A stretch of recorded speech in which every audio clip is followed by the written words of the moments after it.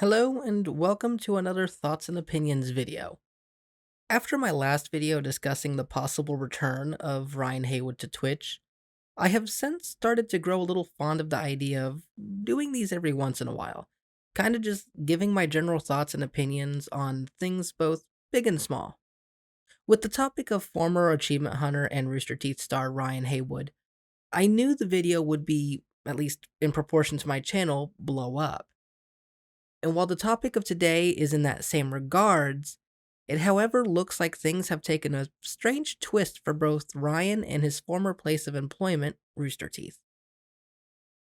Now, you all know how I feel about the original circumstances surrounding Ryan Haywood. I feel betrayed, just like many other fans do, and I feel a mix of like anger and remorse, sorrows that feels like a huge chunk of my life was just ripped out of me and just taken so suddenly. It's a painful feeling all the same, and one that still lingers on even today. And I still wake up some days wanting it all to kind of go back to what it was before, to what I wish would be normal again. But reality sees things differently, and we are often reminded of this fact when we see videos on the YouTube homepage discussing yet another lawsuit being brought up against the one you might have once saw as an idol, a positive figure in your life, now reduced to nothing more than a mere shell of their former self. Philosophical filler aside, today's video is one I don't make with any ounce of delight or blissful arrogance that you might be so accustomed to here on my channel. No, today we're simply going to be addressing a recent lawsuit where former internet celebrity and Rooster Teeth star Ryan Haywood and his former employer Rooster Teeth are being sued for $1 million by some random unknown individual who simply is going by the standard unknown name of Jane Doe. Now, I'm going to come out of the gate swinging here because I do not believe a single word Jane Doe is saying. I believe they are lying. I believe they are attempting to force both Ryan and Rooster Teeth to settle out of court. Firstly, though, let's do some background on Jane Doe. They claim they are a special needs person, or for those that don't really care about the political correctness of all this, they are basically mentally retarded and went to a special needs school. They claim they somehow contacted Ryan and told him about their mental instability and that he thus took advantage of them. Apparently, he promised to assist with their Twitch career and offered hundreds of dollars, hundreds and hundreds of dollars to meet up with them so they could so they uh so they could Smash. thank you, Mark. Upon completing their agreement, she then claims that she was in immense pain and suffered for a sustained period of time of both physical trauma as well as mental trauma. And call me what you want in the comment section below, I just can't get past a lot of the plot holes here. Firstly, her contacting Ryan seems off to me. Granted, I'm not exactly social media savvy, so maybe this part is legitimate. However, who confesses to someone that they're retarded and they go to a special needs school and then opts in to accept their offers of a Twitch career in exchange for what can essentially be selling your body? Now, I'm going to deviate from the script here on this one. I'm just going to say all the other girls and women that got a hold of Ryan and contacted him and whatnot were all basically, if I remember right, I might be remembering this wrong, but they were moderators for his Twitch stream. They all had a form of access to Ryan. As far as I know, this person, Jane Doe, had no previous encounter or connection with Ryan. So them just messaging him on some random social media and him just noticing them is very, very low to me. Very, very low. Anyways, back to the script. I would assume that special needs must be correct here because this is just unbelievable. And now that I'm thinking of it, how funny is it that a lot of these people who claim to have been groomed by Ryan all were trying to start Twitch careers? It's just something I noticed while writing the script. Secondly, How did she, at the age of supposedly 16, manage to meet up with Ryan? Typically, people who have special needs kids tend to watch over them pretty close. It's kind of the whole point of being a parent, especially with ones with special needs. So, how did the parents not suspect this? How did the parents not even catch it to prevent all of this from happening? Were her parents neglectful? Are they just terrible at being parents and doing their job at protecting their kid? Or are they too trusting of their slow daughter to not even think that she would confess her problems to a complete stranger and then enter into some kind of agreement to something so absurd? If you think I'm being harsh about this, it's because I am.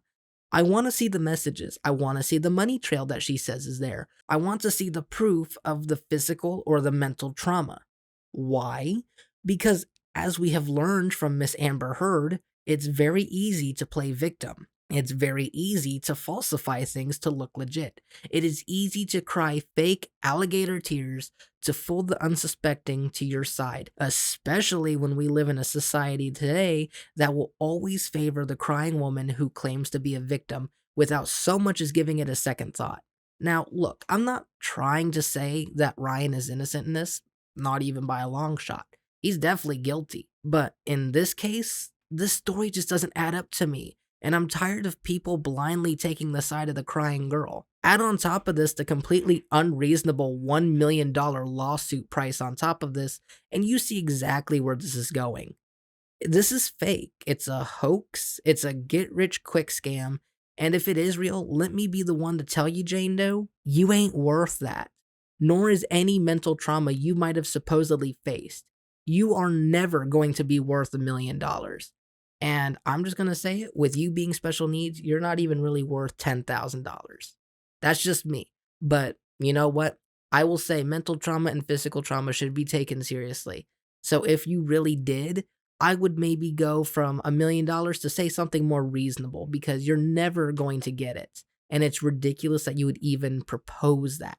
And the point is, you put yourself into this position, and while it doesn't justify Ryan's potential behavior, it definitely adds fault and liability onto you, Jane Doe, because you should have kept that information to yourself. You should have taken more than a few minutes to seriously consider what was at risk, but you didn't. Now, enough bashing on Jane Doe. While I believe it's a total lie, let's actually treat it with some actual consideration, because after all, just because I suspect it of being false doesn't make that a fact. So let's go ahead and say yes, Ryan is guilty of this one too. Where does RoosterTeeth come into it? On her own file, she states that they were negligent on handling Ryan. What does that even mean? Wasn't it Jane Doe that contacted Ryan? Wasn't it Jane Doe that agreed to meeting somewheres private? Wasn't it Jane Doe that agreed to selling her body? Where did RoosterTeeth get involved? Were they signing paperwork? Were they getting tax stamps or something like this on it? How could they have known about the things Jane Doe was communicating with Ryan about? The fact of the matter is that Ryan kept his private life private? Yeah, that was his right to do so, and the company had and has no authority to pry into the private dealings and personal matters of their associates, including one Ryan Haywood.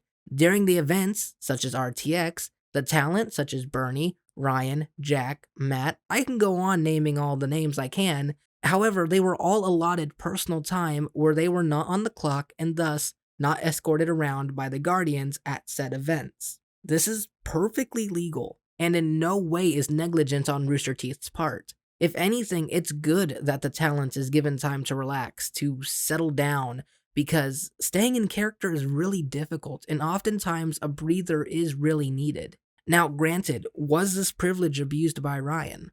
Yes, 100% it was.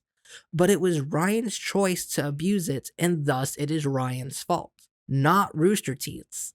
And lastly, Jane Doe claims that RoosterTeeth knew about Ryan's involvement with grooming minors. That's a really bold claim, and one that RoosterTeeth needs to sue back for if they can prove they obviously didn't know.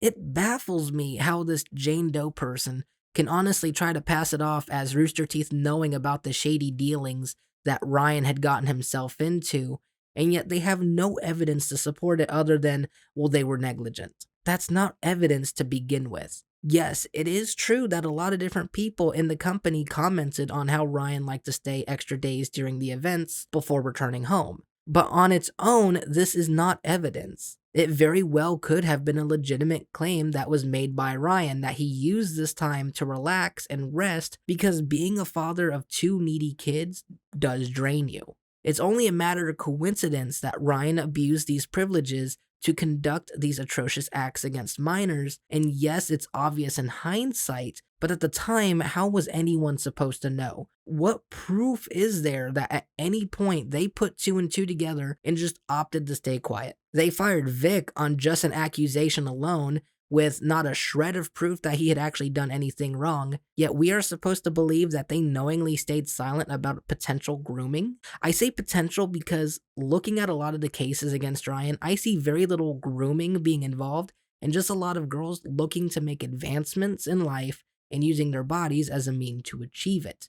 It still doesn't make it any less wrong, of course, but I fail to see this as a grooming matter, considering almost all of the cases involve the girls reaching out to Ryan first, hinting at what they would be willing to do, where they're wanting to get, and again, it's still wrong. But I just see things in a different light. Anyways, back to Rooster Teeth on this, I guess. There's just no proof that they knew. And if there is, why hasn't this been blown up on every single social media outlet possible? Them knowing about all of this could be the single thing that could bring the entire company down and see maybe 50 or more people losing their jobs and a lot of the credibility being taken away. Anyways, I think this is where we're going to have to end it. I personally think Jane Doe is full of crap and is nothing more than another two-faced liar, crying wolf in an effort to make as much money as possible from an otherwise terrible situation that has destroyed the lives of many people. And no, that's not just Ryan, and that's not the quote-unquote victims either. If this is a lie, it's appalling, it's disgraceful, and it should be met with extreme aggression in the court of law and shut down. And if it's real, they are doing an absolutely poor job at proving their case. As of right now, I am unsure of exactly when a court date is going to be set for, or if a court date will ever be set at all. If anything is to be said about this, this will either be the case that finally destroys Rooster Teeth and all the companies associated with them, or this will just be another fading whisper that will fall on deaf, blissfully arrogant ears. Anyways, guys, this has been Michael. I hope you enjoyed the video, and I'll see you all next time.